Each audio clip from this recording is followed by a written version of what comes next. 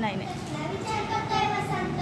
अरे स्वच्छ पर्यावरणाशिवाय आपण जास्त काळ राहू शकत नाही.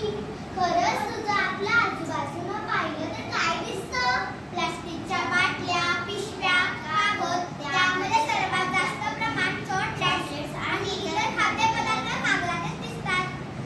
हो ना, रस्त्याच्या दोन्ही बाजूला मैदानाच्या कडेला बाटलीमध्ये सगळीकडे हा कचरा दिसतो, प्लास्टिकचा कचरा दिसतो.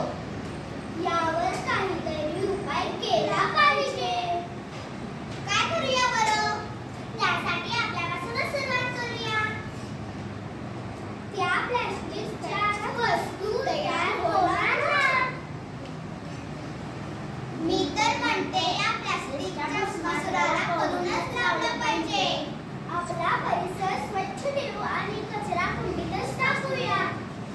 प्लास्टिकच्या पिशव्यांऐवजी कापडी पिशवी वापरू.